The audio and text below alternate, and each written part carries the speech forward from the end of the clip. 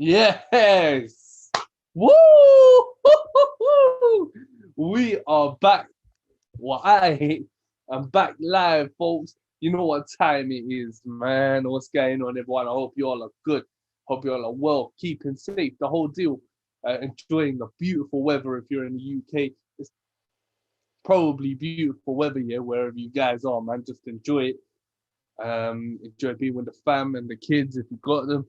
Um, Folks, it's been a hot minute since MMA Reloaded has been back on the air, man. And thank you so much, folks, for tuning in. We are live for MMA Reloaded on the mic, episode 22. And folks, if you haven't seen this man in action, please do see him in action, folks. He is Jose Perez, aka J Squabbles on Instagram and social media, folks. That's where you can follow him at is at J Squabbles. Folks, he is a submission artist that not only makes people tap, but he puts his submissions on a special highlight reel, folks, including one of the first and one of the only banana split finishes in MMA. So, and folks, if you may have seen him at Cage Fury Fighting Championships 97, live to view on UFC Fight Pass. I love the show, folks. I highly recommend, if you're wanting to get into like a small regional promotion or if you want to get into it, perfect. Based in Pennsylvania, Philadelphia. So it's a great it's a great promotion, folks, to see young talent.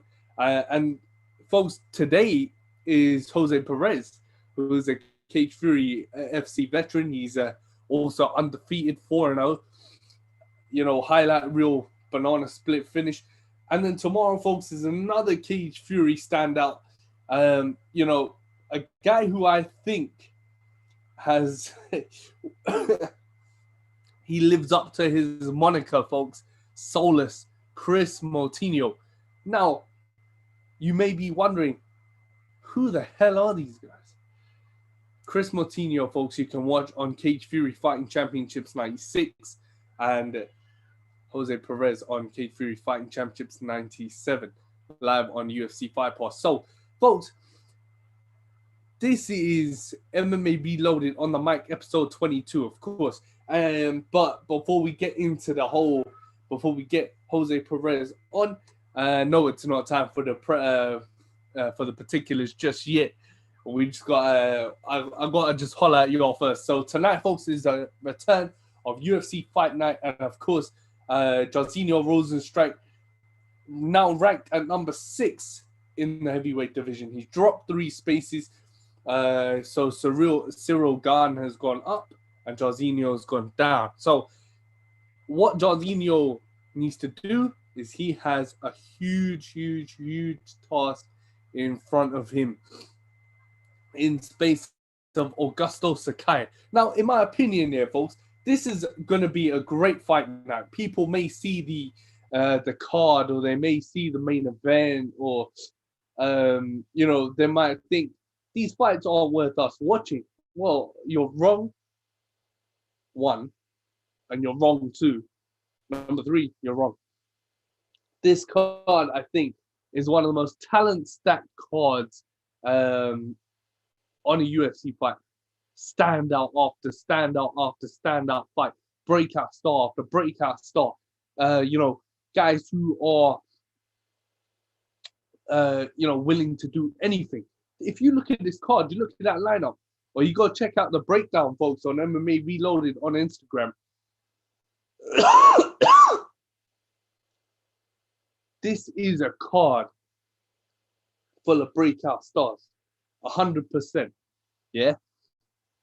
So, folks, today, I will introduce you, folks. I will introduce you to those breakout stars, and I have been.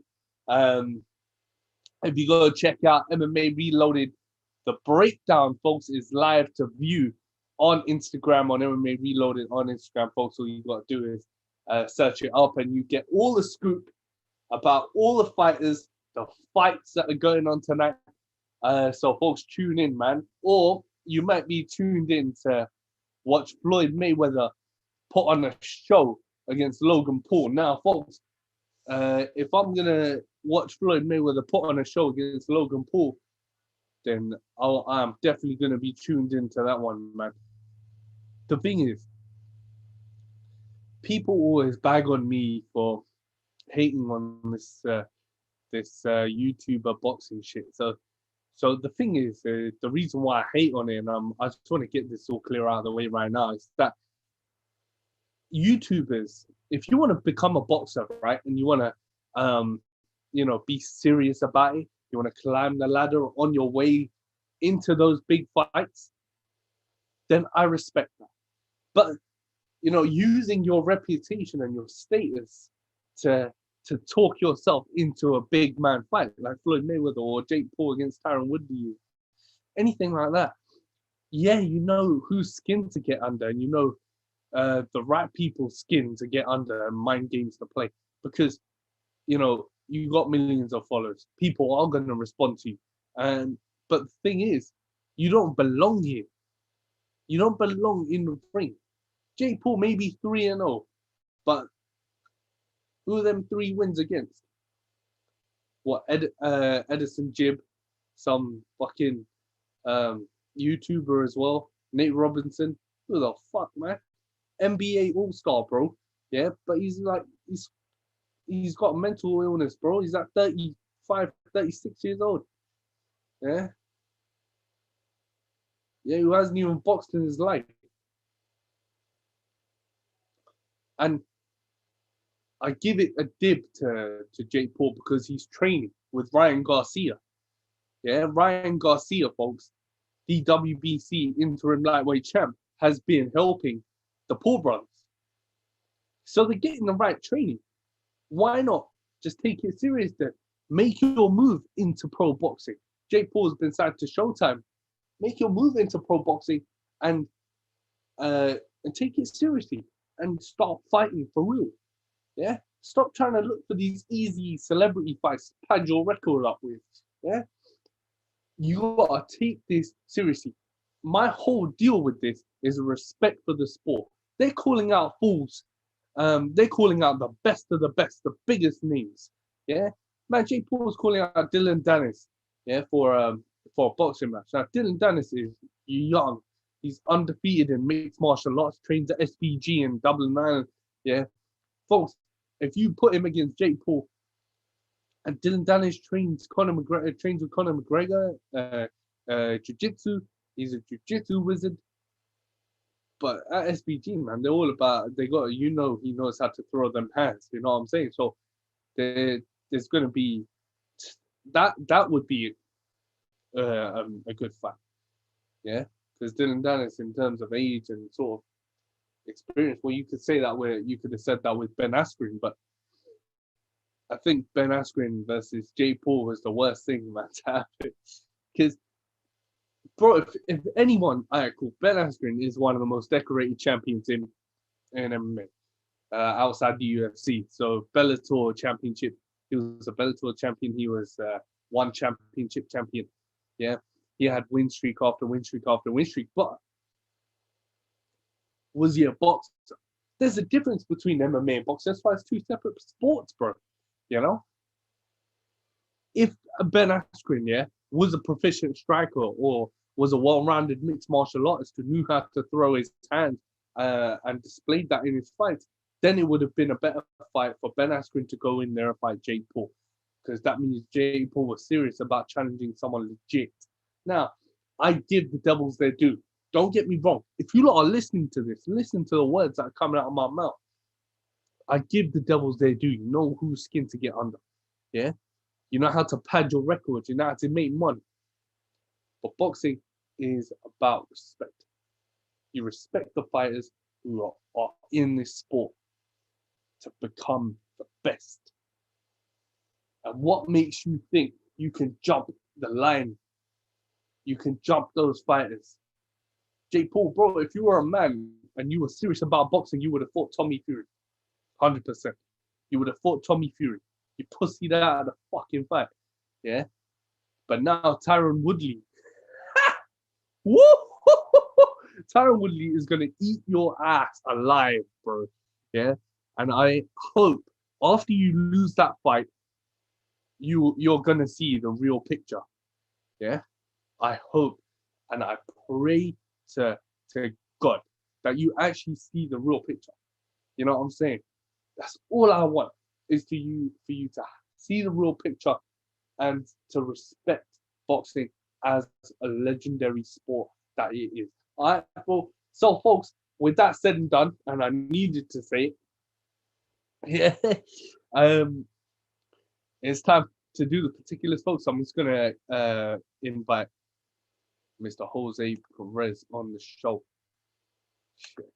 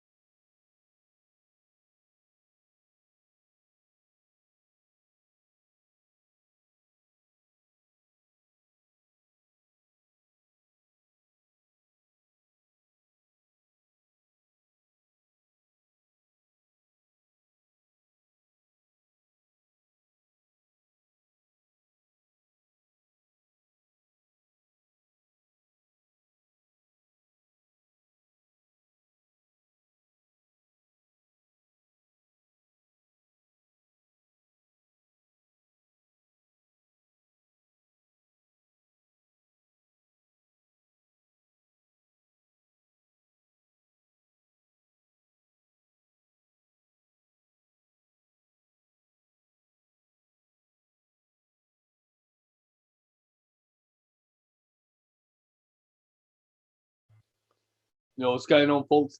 We just had to do the particulars to invite our guest for today, episode 22 of MMA Reloaded on the mic, Mr. Jose Perez, aka Jay Squabbles. If you want to follow him on social media, folks, once again, he is at Jay Squabbles, folks. He's 4-0. He is one of the first guys and one of the only guys I've seen do a banana split submission finish in a mixed martial arts fight. Which I think goes right up there with the Twister, right? I mean, with just unorthodox, world class shit. So, folks, when we talk about, there have been a lot of things that have gone on since our last show. So, Bellator, folks, have also been on the air for a while. So, just want to pull up Bellator, folks, as well, so you guys can get caught up with that. With the events going on at Bellator, because they actually had a fantastic card just a couple of weeks ago, and folks, it really is something to, it really was something to behold. Bellator have really stepped it up, Bellator have really stepped it up. You know what I mean? So I just wanna pull them up. Yeah. Um,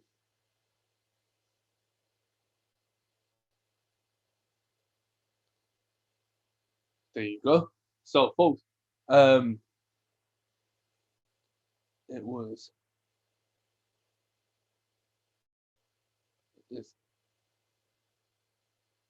Yeah, yeah, folks, exactly this.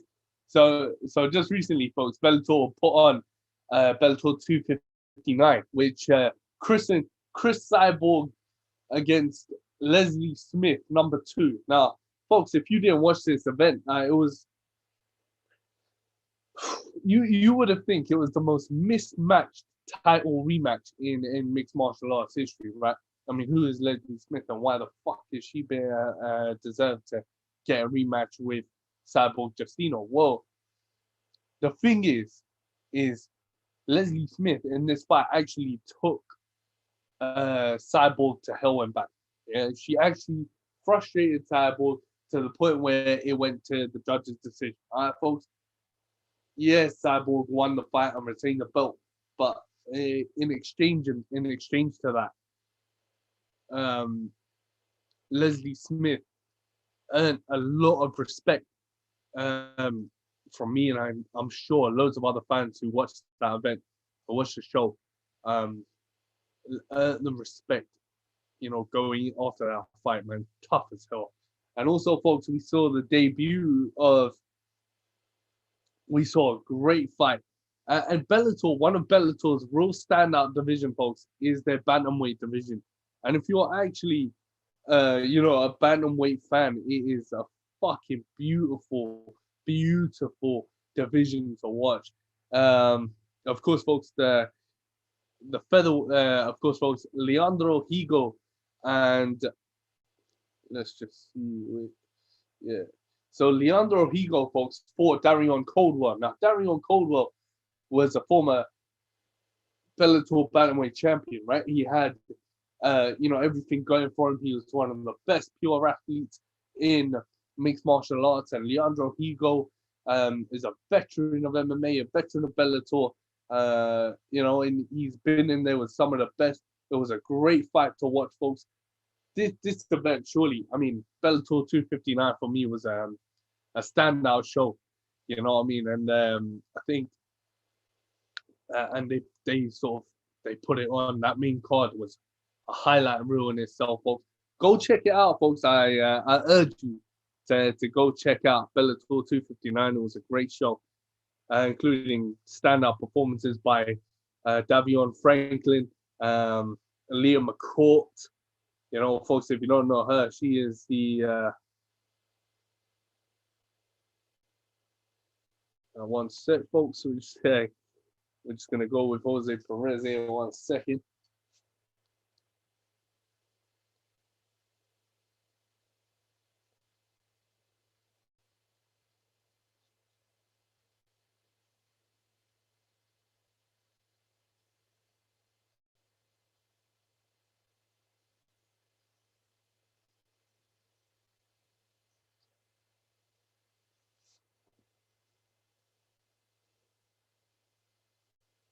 So, folks, yeah, Davion, frankly, Liam McCoy, it was just full of standout performances.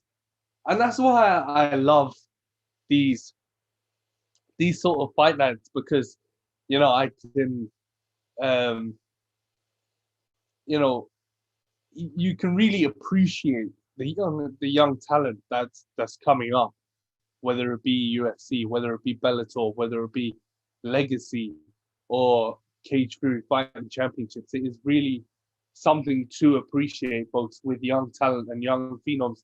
And that's why I paid such close attention to Cage Fury Fighting Championship and LFA. And you've seen it with, Jerome Rivera, the Renegade. You've seen it with Johnny Munoz and Gabriel Green. And where did they come from and where are they now? You know what I mean? And it's that type of thing that I see with my guest today, Jose Perez, who should be joining us, folks, any minute now. And then tomorrow with Chris Mortinho. If you haven't seen their fights, folks, for last weekend with Cage Fury 96 and 97, I urge you, please, to just go watch them. And they are amazing performances. Definitely 2 performances of the night. So, folks, I urge you to go watch that, and just appreciate the young talent coming through because these guys are hungry, they're waiting, and they're willing for their opportunity to climb the ladder in their own right. So, folks, apart from that, we are 5 nights away from the return of PFL 2021 PFL 4. Yeah, folks. So PFL 4 is kicking off the last round last rounds of the regular season. So what you do, folks, is I'm not sure. I think it's the top four ranked contenders, the top four ranked fighters in each division move ahead to the playoffs. Yeah, and after the playoffs, then they will have your finals, the tournament finals, which crown your 2021 season champions. Now, folks, if you ask me, and if you're asking me, but I'm not sure you guys are asking me yet, if I look at the PFL rankings, yeah, I already have some favorites in mind for who I believe would are gonna for who I believe will leave champions. So, folks, first up, featherweight. Even though he is ranked second at this time, I'm gonna pick badass Bubba Jenkins. Nah, Bubba Jenkins, folks, you may have seen beat long-time PFL, FKA WSOF champion Lance Palmer in his opening PFL 2021 fight. So, for me, folks, Bubba Jenkins, he has been center stage in that 145 division. Really opened everyone's eyes. And on social media, if you follow him, he's opening people's eyes there and then. So, folks, Bubba Jenkins, for me, at 145 pounds, will, in my opinion, will take the belt at the end of this 2021 season. Or you could argue for Britain's own, and I'm a British man, so Britain's own, and I would not mind this at all. Brendan Loughnane. If I was gonna go for Brendan Loughnane here, folks, I would not complain at all. I would love that. Represent the great Union Jack. You know what I'm saying? And do business and bring it home for us, man. So, folks, at heavyweight, yeah, heavyweight's really quite open, folks. It's probably one of the most open divisions in this PFL season. Even though this season's filled with competition, has been filled with controversy. If you look at some of the decisions in the fights that have been made, or you see the opening heavyweight fight between the main event between Renan Ferreira and Fabricio Verdum. Now, folks, in this year, I believe PFL are trying to center stage some fighters, so like Verdum, like Anthony Perez, but so they probably don't count on them losing, right? But this 2021 season is probably one of the most star-studded seasons I've ever seen. In all my, I've been watching PFL since 2018. So since 2018 season, for me, this is one of the most star-studded, if not the most star-studded season they've put on, which makes it so much more open for the fighters, and so much harder for the fans to determine who's going to take the win. So, folks, if we look at heavyweight, I should go with a guy who I think could take the whole thing, and that is Renan Ferreira, who did submit Fabricio Verdum, but the decision was overturned because Verdum did complain that Ferreira did tap out to his triangle choke, which was evidently proven on instant replay. So, or you could go with Bruno Capoloza, who stands head above shoulders, above the rest. He is at 1 right now, folks, first place, and he knocked out. I think he knocked out. So he knocked out. Yeah. So he knocked out Ante Delea. Yeah. He knocked out Ante Delea. And it was the one of the only knockouts. It was the only finish. Folks, Jose Perez is here, folks. Let's do this, man. I'll let you know who my other favorites are, folks. 100%.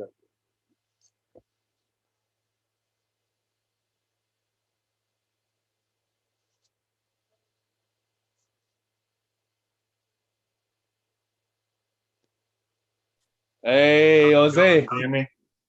Hey, yeah, I can hear you, brother. How are you, man? I'm pretty good.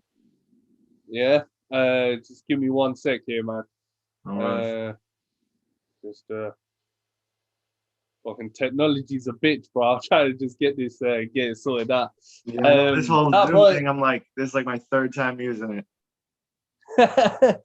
I guess with COVID, bro, you had to get used to a lot of new things, right, man? So, so now, bro. I mean, thank you so much, bro, for coming on the show. And after your last performance, I'm sure everyone wants to do a show with Jay Squabbles. You know what I'm saying? And everyone wants to have Jose Perez on their show, man. But no, thank you so much for coming on, bro.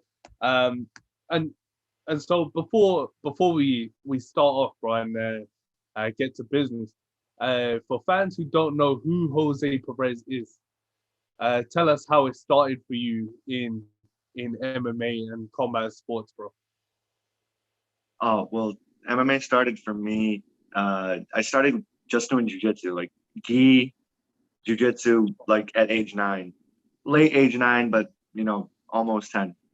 And I was doing like just jujitsu competitions, but my coach was a fighter at the time too, and I always knew that eventually it would get to MMA. So it took forever, and then finally, like when I was 18, I did like a kickboxing match, and then I started doing like 3 amateur fights. By 2017, it was all in 2017. Uh, had a munchkin, and there was like a 3-year gap there. COVID hit, and that delayed, you know, the pro debut even more. But then September hit in the middle of COVID, got my Cage Fury fight with Brandon Gator, and then the 8-month little tear that I've been on has started. And what a tear it's been, bro. 4-0 as a professional. And if I'm not wrong, bro, because with the topology and things like that, sometimes they can miss fights out. How many amateur fights would you say you had before your Amateur fights. I was supposed to have another one, but when it's in the amateurs, there's no like contract. So dude could show up to weigh-ins, and then the next day, like, he's just gone. And it was kind of a situation like that. So it happened to someone else the same night, similar weight. So they just matched us up for a kickboxing match instead. So wow. still got some experience, but it wasn't an MMA fight. But yeah, three amateur MMA fights, and they were pretty quick. Dang, man. That's saying a lot right there, bro. Um, so if we just talk about your amateur career for a second, man, because I like to touch on it with a lot of guys because it's sort of like a learning curve for a lot of fighters coming up, right? And then it gives you the opportunity to have that cage time and that cage experience before you move up to the big leagues. Was that what was your mentality, bro, going into fights as an amateur? Um, Well, so I'm like lacking a little bit in experience as an amateur because I only had those 3 fights, and if you look at the like time frame, they're all like really fast. One of them went to the second round, but they're 3-minute rounds, so it was like a 4-minute fight in total, and the other ones were like minute 30, and the other one was 14 seconds. But the way I looked at it was, most people, at least in this generation, it's becoming more common that people are starting so young. But at the time, I knew that I was kind of ahead of the curve. Like, I had started jujitsu so young that I knew I had mat experience, even though I didn't necessarily have that like fight time, like that time in the cage. I knew that would come, and that I knew that my skill and the general like martial arts experience I already had going into it, that would carry me through, you know? 100%. Yeah, man. So would you say that your jiu-jitsu experience sort of made you a lot more confident going into the cage? Yes. Yeah. That's like, for me, it's it's like the ultimate safety net. I said it before. It's one of those things. That's my base style, and you'll notice that like when things get rough in a fight, you'll notice like, oh, that's his base style. That's what he'll revert to. And it's one of those things where I always know that I've got, I don't know if I can curse, but one hell of a safety. You can. Go for it. I know that if anything goes wrong, I can hit the takedown. I'm not just, I'm not just a guard puller. I can pull guard if I need to. Obviously, I was on bottom, in my last fight. Didn't want to be there, but I can get the takedown if I need to. That's actually where I'd like to be, is on top. But I know that I'm good and I can operate, on bottom or on top, wherever the fight goes. But that I know that I have that safety net. I know my jiu-jitsu won't fail me. So technically, let's talk about that for a second, because if you come into the cage with a jiu-jitsu base, yeah, but how important is it to feel comfortable whether you're on top or on the bottom? Because some guys and some jiu-jitsu practitioners, they may be cool off their back, but on top, they might get swept or they might get caught in a choke, or they might get careless. So when you are coming in with a jiu-jitsu base, Jose, how important is it for a practitioner to be comfortable in any position? So to kind of go like further, I think it's like more position based. You're saying like they could get swept. So there's a lot of like, and I call it like new school or old school. So from a really young age, I always knew it was position before submission. So everyone calls me like, oh, Jose's a submission artist. I'm more so a position artist, and when you get that good position, that submission will come. So yes, to go further, that's like, it's more control over the position. So if I'm on top, I can dictate the pressure. I can go there. I can manipulate. I can get him to turn and give me his back, things like that. So when I'm on bottom, I understand the concepts are the same. So there are people who are like submission artists, and those are guys who get the catches, they'll get the submissions, and that's fine and dandy. But when they get in the deep waters, like they can get out controlled. You know what I'm saying? You can't hit those submissions if you're not in the right position. So I focus more on making sure that I'm in the right spot rather than getting that sub, because I know that if I'm in the right spot, the sub will come. But if I'm just hunting for that the whole time, I'm hoping and praying on that dream that I'm going to get it, and God forbid this guy has awesome defense and I never catch him out of place. He doesn't make a mistake. I just lost the fight. So let's transition that into your last fight, CFFC 96. So you fought J. Leon Reed. Now, he's a guy who primarily is a striker, right? And you stood with him for the first part of the fight, and you came back from adversity and you ended up choking him out. So if we just dissect that finish, and so you got caught with the left hand. You went to the ground, and you ended up choking. So talk me through that finish. Was your strategy in that fight to go to the ground eventually, because you were standing with him for a lot of parts? So I knew that was the path of least resistance. I knew that I could go out there, and I knew I had the ability to take him down.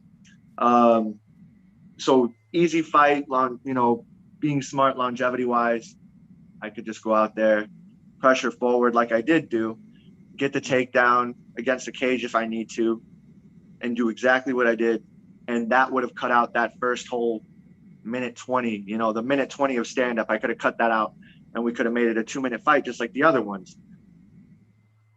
With Brandon Gator, I went out with the intent, I want to show that I'm well-rounded, so I really, a lot of people don't try to dwell away from their base style. I really did a lot, like I said, you got to start from ground zero again. You got to be that vulnerable guy in the gym.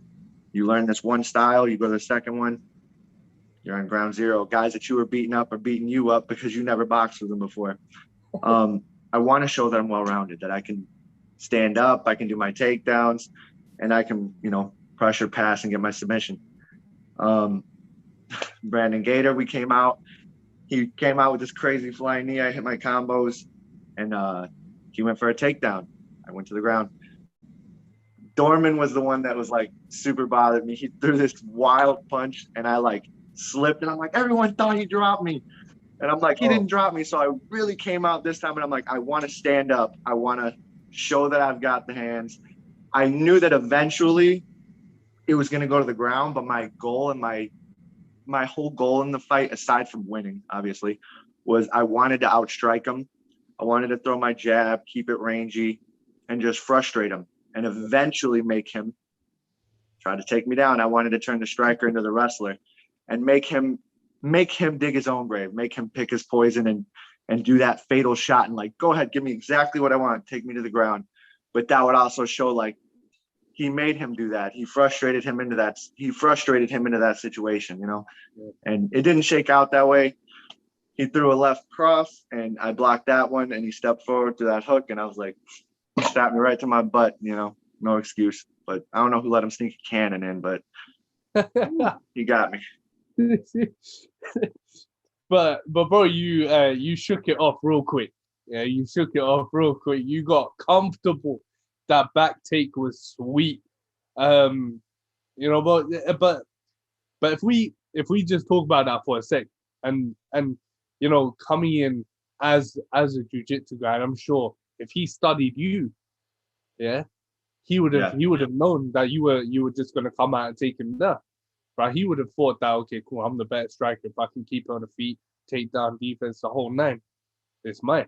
But did you know a lot about his game coming into the fight, or was it just you know, game plan? I did. I watched his fights. I seen that he had the 2 submissions, but they were guillotines. Like he was striking at them. He did exactly what I wanted to do to him. He was striking and hitting them with those big left hands that he even hit me with. Frustrating these guys that are from Muay Thai gyms were shooting on him, and they're obviously not the most proficient wrestlers, so their head's not in, you know, a good placement, and he would guillotine them. So submission victory, but really it was indirectly his strikes that, you know, brought the fight to the finish. So I knew that I had to watch the guillotine, which he did try to shoot on me. I knew that he was going to throw a lot of big left hands, so I was trying to glue my right hand up to my face. I knew he was going to throw the straights because I figured I'd be too far out, but I wasn't anticipating the hook and it got around my guard. But I knew that I knew he was going to try to stand. I figured he would try to stop my shot and go for the guillotine if he could. But it basically worked out exactly how I thought it would, aside from how it went to the ground. Yeah. So then if we come into this one, right, and we sort of say, hold on one second, man. Yeah. So if we dissect, and a lot of people know you for the banana split, right, bro? So coming in, yeah, he must have done his homework. He said, boy, I'm not tapping out to this guy at all. But talk me through that. So you come into this fight 4-0. Jose, you come into fight actually 3-0. 3-0. Yeah, 3-0. So being unbeaten, was there any pressure or anything you were feeling before this fight? You know, because you are unbeaten, have that anticipation of, you know, fans expecting you to win. Yeah, definitely. And I get nervous regardless, like even before there was fans watching or anything like that. Just a nervous guy. So really trying to get comfortable. I know I put on that really comfortable face, but man, like, dude, the nerves are going crazy in there. So I don't think that the fact that I'm unbeaten necessarily makes it like more or less pressure. I might feel more pressured if I was coming off a loss to like have to perform. So I don't think the number really matters. As far as the pressure, it is. I just look at my opponent and I look at what he has, and I'm like, what tools does he have to beat me? You know, what threats does he pose? So the numbers doesn't really bother me. You know, 3-0, 4-0, 5-0. That doesn't really bother me too much. But I really do just look at my opponent, and that's kind of what sets the tone on where my nerves will be, like how you know, nervous I'll be going into the fight. And about like mentally in a fighter's mind, and what usually, how important is it for a fighter to stay mentally ready? Because you could be physically in shape the whole deal, but then in your head you could be fucked up. And uh, how important is it, Jose, for a fighter to be mentally strong, whether it's coming off a loss or before a fight or during camp? How important is that, bro? Huge. I'm the skinny guy that beats the strong guy. So for me, I'm not lifting. I must not be lifting enough weights, but mentally, I know that that's a tool that I'm strong at too. So not to direct it about me, but just saying that it hits home. So that's everything. Timid tendencies can get you hurt, and going in 1 foot in, 1 foot out, or your head somewhere else is not going to cut it. To go further and redirect it about me again, but that 3-year layoff in between my amateur career and my pro career was detrimental as far as time and the numbers. I could have had a better record by now and been further in my career, but that break was a mental asset. It was good to me. It helped me grow up, and training is mentally taxing. There's this weird peak and trough thing that happens. You're fighting for this one moment. You're training for months or weeks or however long the process is, and you're dieting, and then you start cutting the weight, which we know about, but a lot of people don't.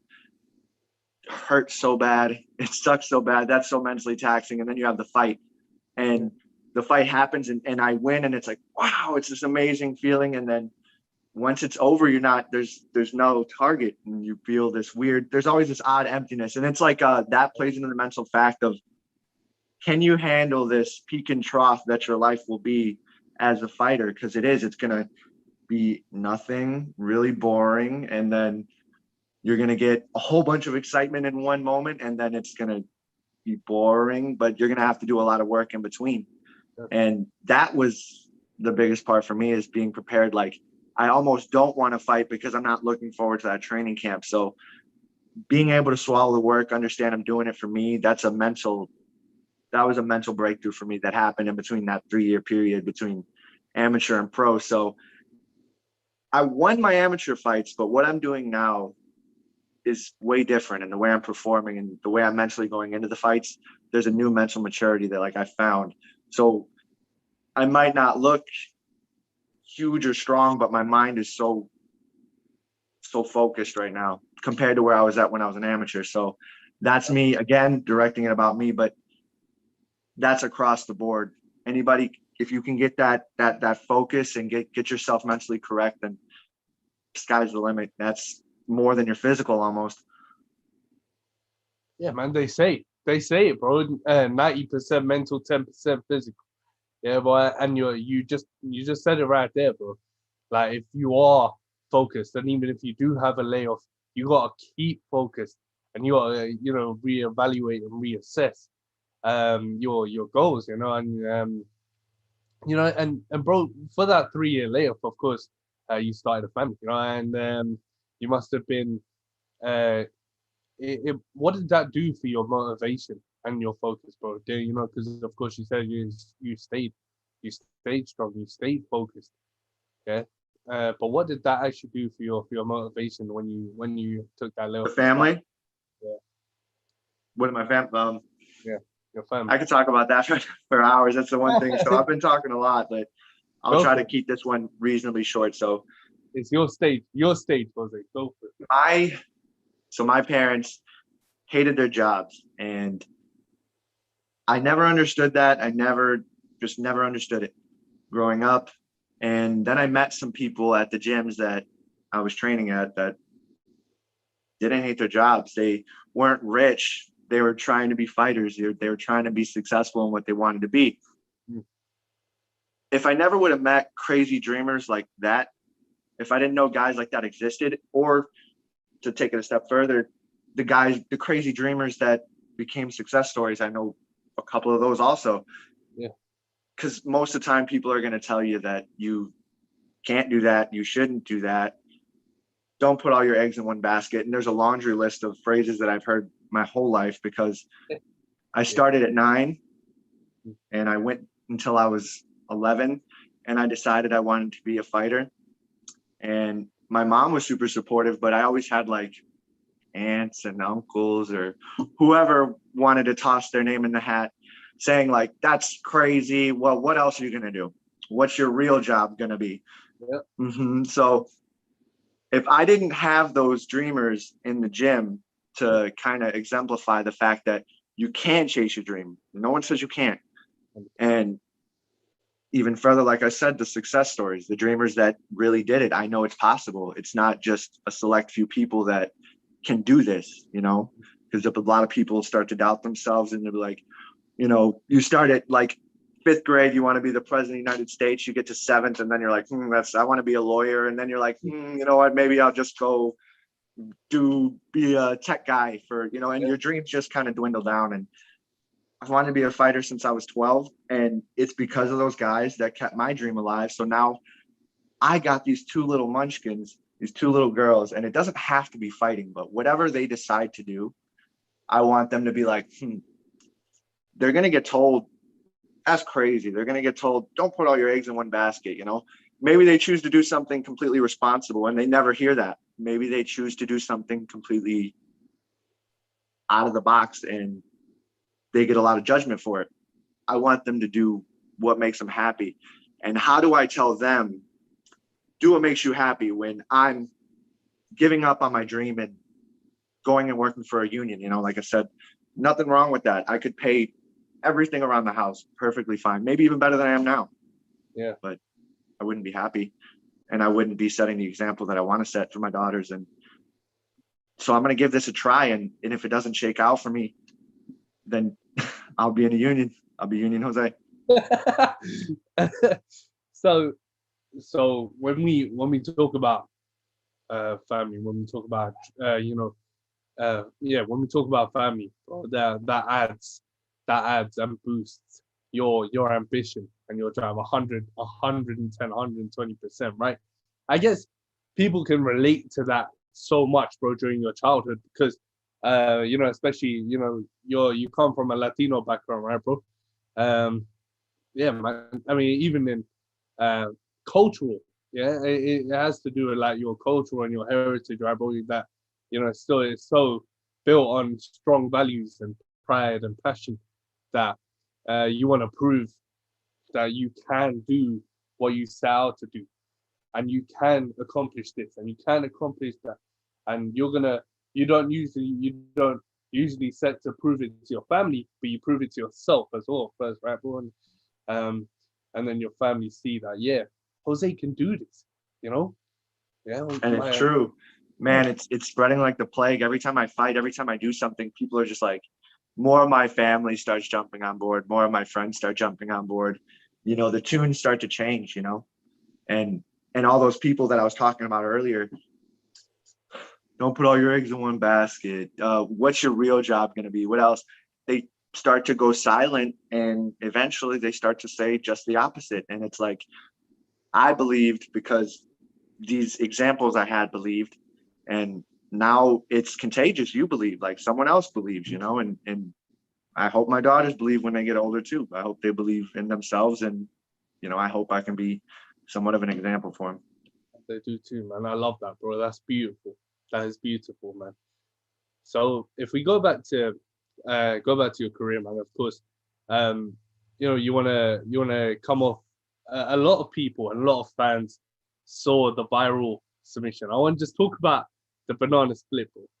Yeah, I wanna just divulge into that. Yeah, of course, jiu-jitsu. Yeah, bro. Everyone would associate you with something out of the blue. Yeah. Was that something you practiced, in jiu-jitsu and in training? So I always talk about, I have an old school style, because I do. I prefer to be on top, real heavy side control. Pretty soon you'll start seeing stomach pop up in fights. I always mount and take the back. So that's my bread and butter.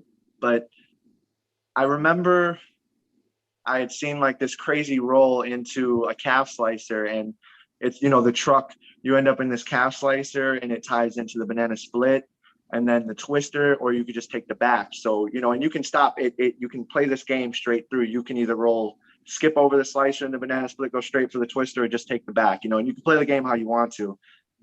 And it was this one oddball new school technique that I really liked and played in with what I was doing really well, because I would it's kind of a weird thing. So I did a lot of stuff. So I did jujitsu, then I did freestyle wrestling. And if you've ever heard of the crotch lift, you know, Yeah. it plays in right there with the truck. You can just sit in. And so it was kind of this weird move that popped up as kind of a mix of wrestling and jujitsu that just played into my system. And I hit it on my coach one day, and I just started trying to practice on everybody. So it wasn't necessarily something that I just started training like to wow the crowd, you know, against Dorman. It was something that I commonly do, you know, and everybody in the gym, I can't hit it on them anymore because they know it's coming. But it is this weird one little oddball move that sits in the middle of a really old school game that's like really new school, but I use it well, and I don't think it's going to be the last time you guys see it. It's going to pop back up. But yes, going into the Dorman fight, I was taking his back. I felt like I was able to kind of control and dictate where he was going, like fairly, you know, easily and decisively. So I talked to my coach and I was like, hey, how much time is left? Because sometimes if they know it's coming, it can take a minute to hit. And there was all the time in the world. So I sat back and I went for it. And I knew going in when I hit it that it was going to be something that turned heads, but it's not something that I practiced just strictly for the intent to turn heads. It's genuinely an effective move, and it ties in with how I take the back. I use that like truck, that scorpion lock, or whatever you want to call it. I use that every time I take the back, and it ties in with that banana split. So with the banana split, bro, because after I saw the video, and I saw you finished it, I was like trying to pause the video because I tried to see how, like, the steps to execute. Yeah, and I saw you roll, but then into position, but then I didn't see, you know, which I saw one leg trap, and then I saw, you know, you take the arm and you're isolating his limb, and I was like, fuck, bro. I was like, I need to pause every 2 seconds. So Jose, real quick, yeah, how is it executed? So step by step, how do you do the banana split? So there's a couple ways, there's a couple entries into it, but for the Dorman fight, that's probably the most simple one, just straight from the back. Yeah. So if you have both hooks in, you're actually going to pull one hook out. You're going to pull out the top hook. Okay. So in jiu-jitsu, the bottom hook, so if you're laying on your side, the hook closest to the mat is the heart and soul of the hooks. The top hook is there for jiu-jitsu points, but this isn't jiu-jitsu, it's MMA. So you don't necessarily need that top hook in. And I'm giving you some expert stuff here, all right? So bottom hook is really important. You keep that one in. Top hook you can pull out. So now what you're doing is you're kind of getting him to point away. Usually when you pull that hook out, he's going to take a step forward because he has a free hip, which is what Dorman did. And then you triangle your legs, and you have to make sure there's a bend in that bottom leg because it locks the hip. Yeah, and that's kind of the funky thing, the funky way I was hooking my feet around his ankle. That just keeps a bend in his knee. And then you sit forward on the other leg, and you kind of just put in a rear naked choke as far towards the knee as possible, sit back and crank.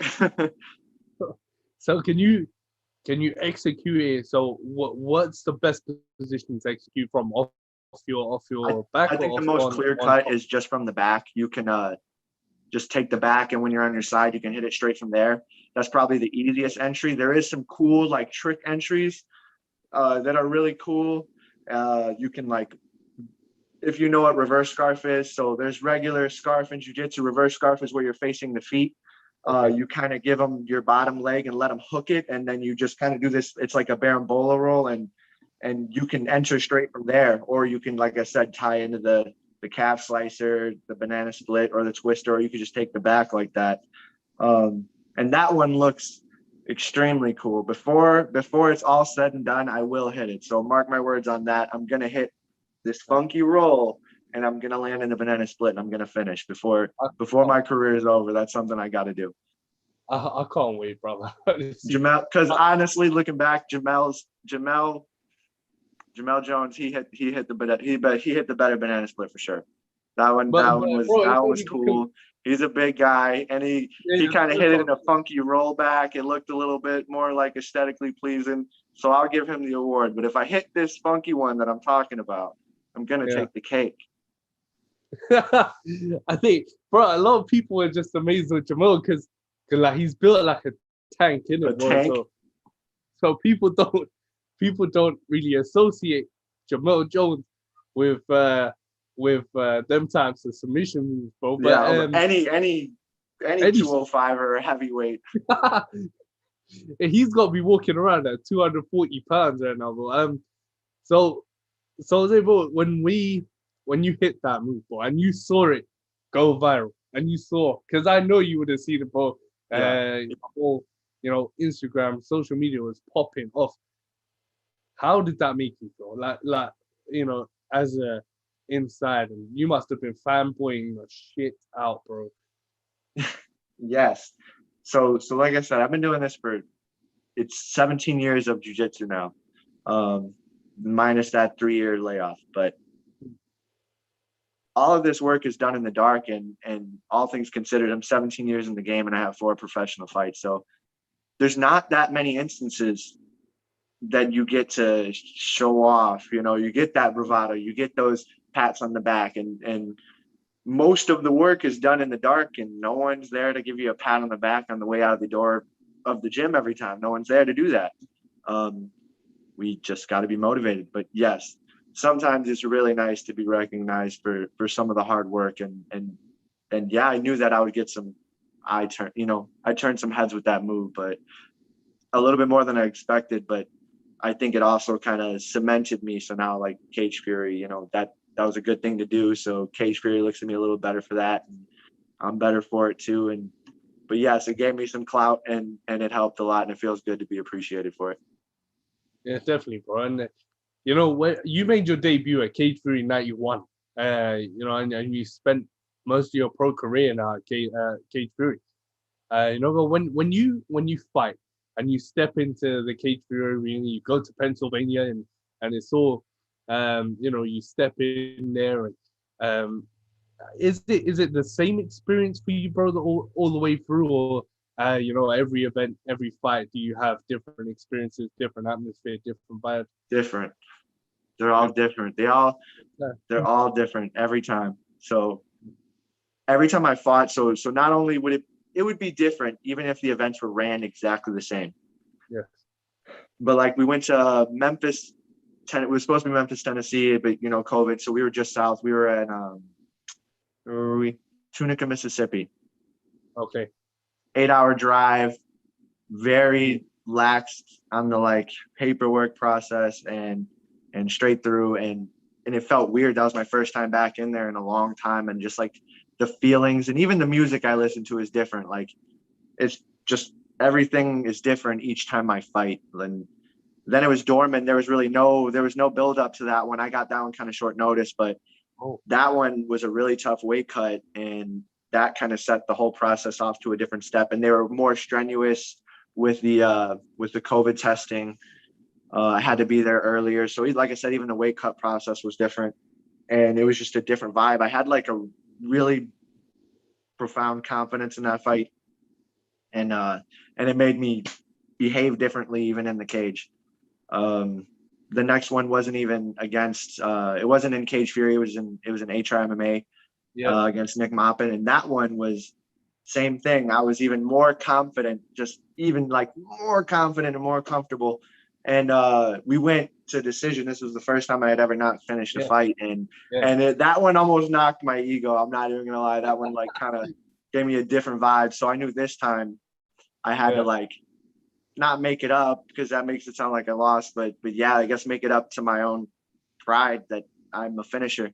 And this one too, that I had this one was the most calm. That's what I was saying leading into it. I got to be calm. So yeah, that's a long answer to your question, but every single fight is different. The vibes, the music, everything I do, and even my behavior is different in each fight. But I try to be mindful, try to be respectful of my opponent, try to keep some things as a staple. But no, every time is a different thing going on in my head. Do you think? And do you think every fight, not only are you building up your experience, but you're building up, you're going 1, 2, 3, and 4 and 0, and you're trying new things, different fights. You come in a different vibe and a different atmosphere. But does that help you with your confidence or your preparation going into like future fights as well?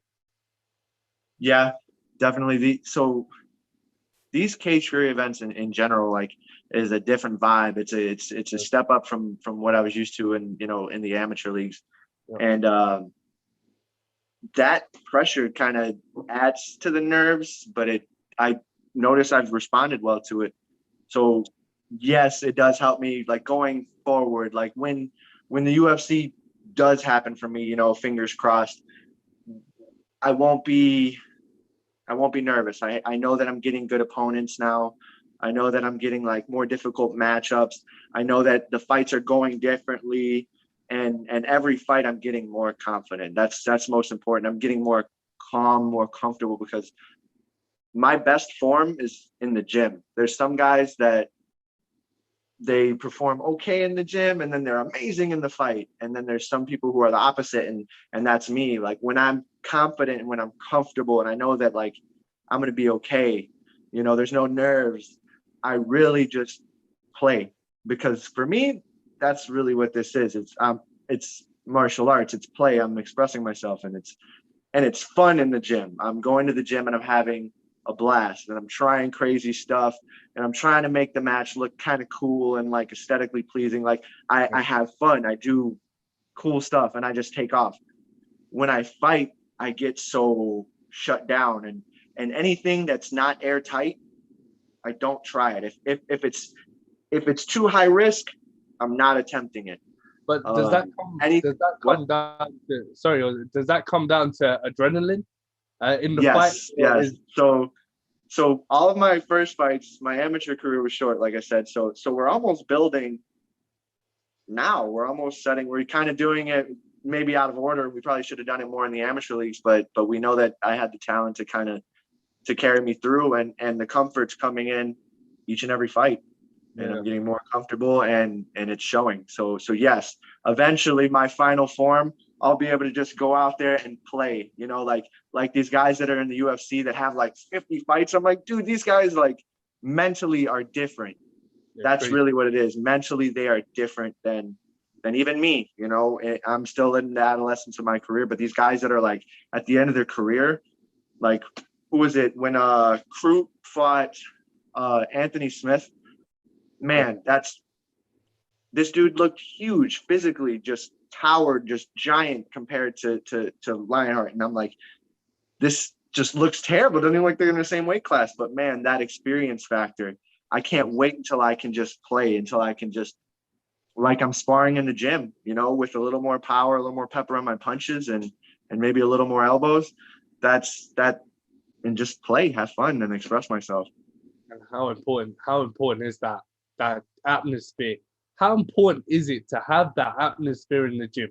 How, because a lot of people, a lot of fighters, they move gyms. They keep moving, jumping and jumping, and that they lose focus.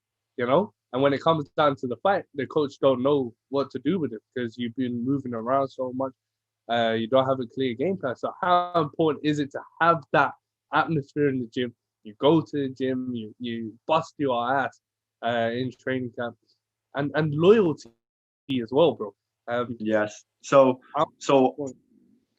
all of us are from like different backgrounds at our gym. Like, we've got excellent wrestlers. We got guys who are like more focused on boxing, and like me with my jiu-jitsu background. So we're all kind of have these funky different backgrounds, and we met here in the middle. And like I said, we just play. So we've got Isaac on there who hits a double like no other, and he's playing his game like that.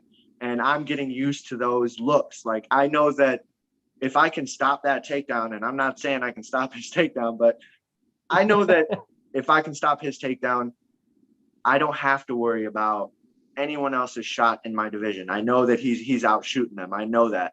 I know if I'm out boxing Bo, then I know that I can box with anybody. You know what I'm saying? Like, so I have these guys that are really comfortable in what they do, and I'm really comfortable when I do. And I hope that, it's the same thing, and we're all just kind of reciprocating what we're doing off each other. So yes, it does help.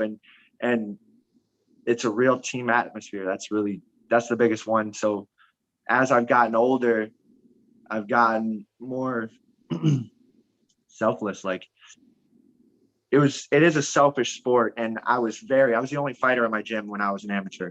So I was very me. Okay. Yeah. I've gotten older, and now I have these new teammates, and they're young, well, Isaac's very young. And I just see that fire in them, the same fire in them that's in me. And I care about them, and I want them to do well. So not only am I going in there, like, really trying to be a sponge and take everything I can out of everybody in there, I'm trying to, puff my chest out and give my information, share what I do know. And I think I like that. It's a village. We're all, kind of interchanging ideas and trading with each other and getting better in general. Oh yeah, definitely. I mean, I remember I said once that MMA is a team sport to a certain degree, and it has that team element in there, and it's all about learning from your teammates and knowing what you can pass to your teammates, right? So yeah, but I mean, how and having that atmosphere, bro, does that make you a lot more comfortable and a lot more confident going into fights? Yeah, it also a lot more confident and a little bit more pressure because I know that, like, I gotta perform, like, I can't let them down. I can't do it. I gotta make sure that I live up to my potential and I do the things that they know I can do, because that also helps them. If I'm doing well, like I said a minute ago, if Isaac goes out there and he's double legging me, but he can't double leg anyone else and his shot is just terrible and he's not performing, that almost knocks me down, so it directly knocks him down, but it indirectly knocks me down. So I see it that both ways, that's reciprocated. So I need to perform so that they know that they have, a good comparison. So his jiu-jitsu is top notch. If I can survive his onslaught, I'll be comfortable going out there against anyone else. You know what I'm saying? And so I know if I perform well, that elevates the team, as well. And same with them. I had two other teammates on the card with me last time I fought, and they're doing well, and that elevates me as well. 100%, bro. No, 100%. It's a confidence thing. It is, brother, and that's a great way to wrap it off, man. And I have so much respect for you, bro, and your mentality, your maturity, and of course your skill, man. I wouldn't be a fan if I didn't have appreciate for skill. So now respect, bro, and thank you so much for coming on the show, man, and chopping it up with me today. No problem. I hope I didn't talk your ear off too much. I know I give those extended answers, but I just can't help it. I love it, bro. I love it because you know what? It's your center stage, man. Yeah. So that's why I'm trying to provide, and I'm glad I got the pleasure to talk to you, man. Yeah, it was a lot more organic than I thought it was going to be. I thought I was going to be fumbling around here like, what am I doing with this camera? But no, it was pretty organic, and I thought I did all right. So I'm happy. I didn't stutter too much. I love to relax with these things, bro. You know what I mean? And there's no point, being all frustrated and all stressed out and making you stressed out. There's no point. But I'm glad you felt relaxed, bro. And it was a pleasure once again, Jose. Thanks a lot. I appreciate you guys. I'll be looking out for this one. All right. It'll be on Instagram tomorrow, bro. So have a look at that, man. Yeah? Awesome. Thank you. I'll see you, man. Thank you, brother.